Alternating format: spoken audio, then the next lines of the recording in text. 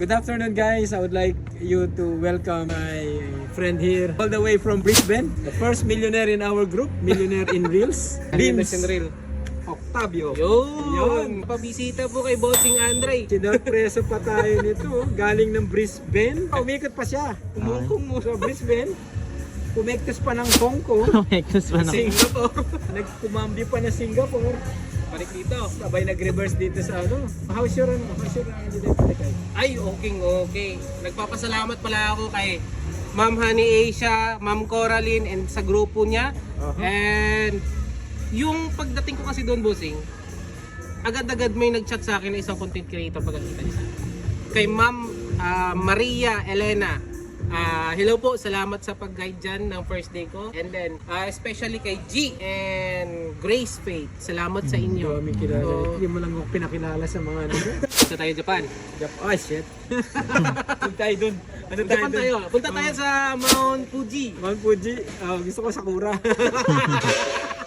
Paano mo naman natuntun tong Andre Automotive? Eh, syempre, kaibigan, hahanapin kahit maglalakad. Wala akong sasakyan dito, wala akong ano, nag-train lang. Sinundo sana kita ng helicopter doon.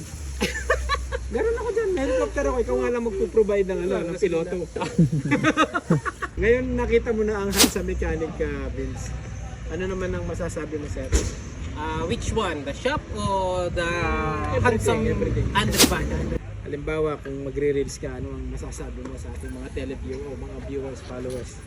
Amazing kasi ang nangyayari. Hindi mo basta-basta makikita yung isang Pilipino na gumawa ng isang shop dito sa Sydney. At sa Sydney pa. Hindi Bigat yun yan. basta-basta. Sa totoo lang. Yung ating opisina.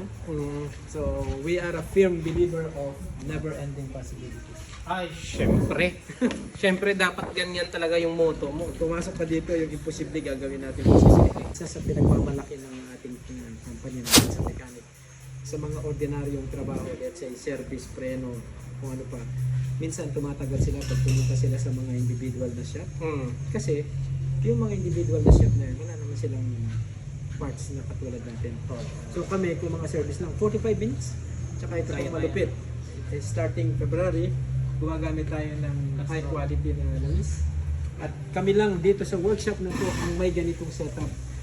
Halos lahat ng sasakyan na nangangailangan ng langis. Hindi kasi lahat ng sasakyan pareho ang gamit na langis. Tulad dito, para sa mga turbo supercharged na ito, especially pag DX para sa mga Holden. Ito naman para sa mga Mazda BTP at Ranger. Ibang langis yung sulfur content nila, yung ginagamit nila ng mga additive, iba. So kami, kung ano yung dumating dito, kita mo may Ranger doon, di ba?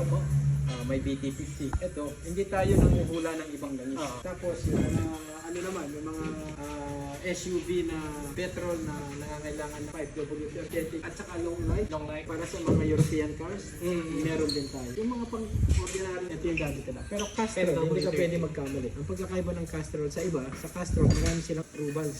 Hindi katulad sa ibang langis, meet specification or meets the same. Hindi pwede, kailangan approved by the OEM, the manufacturer. At halos na-maximize yung place natin sa taas. Meron na tayong mga parts, meron din tayong wipers, meron din tayong mga budget. Ito ang malupit sa kanya. 2000, kailan yung COVID? 2021? 22. Karamihan sa mga shop, nagsasara. Kami nag-expand kami. Ginawa namin ito. So, itong unit 2, nabakante ito dahil naghirap yung nagre-rent dito. Ginibap niya, kinuha namin. Walang butas yan dati, binutas namin. Tapos ngayon, dito na yung gulong. Meron din tayong tire changer, machine balancer. Kaparehas din sa kabila, may setup din tayo na ganyan. Dito naman yung mga mabibigat na ito naman yung mga mabibigat na trabaho. Yung mga matutulog na mga mahigit isang araw, dalawang araw. Dito sila. Pero Kumbaga ito yung yung matatagal doon, yung quick job. Yeah, mga quick job din. So yung napapansin ko lang sa shop mo is ang linis. Ang linis, nakasort lahat. Especially yung mga hindi ako nakakakita ng mga oil everywhere. Ganda tignan. Ito, 5 years na itong hindi napapalitan. Kaya pag dito mga preno, service, dapat dito matagal. Sa ibang workshop, ang ordinaryong service, halimbawa nagdala ka ng jeep, wala naman silang filter doon, mag-antay ka pa 2 hours para magdala ng mag-deliver. So paano yun? Lahat ng mga, kasi hindi naman lahat ng nandito na ba lahat ng filter? Baka may mga brand ng sasakyan. Doon lang tayo tumatagal kapag hindi common yung. Pero madali naman, may mga supplier naman.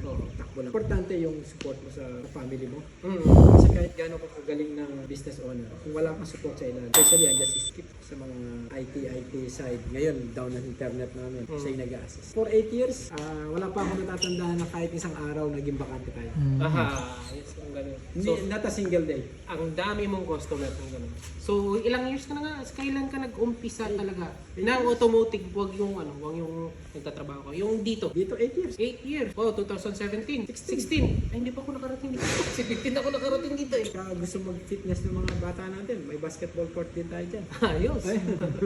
Yes. Palaro tayo minsan dito, gawin natin. May mga pagkain dito. Kung sino yung makashoot, kakain ng fried chicken. Nakapila sila. Vince, Tabio, Andre Bones, Hansa Mechanic of Andre Automotive. You should be here.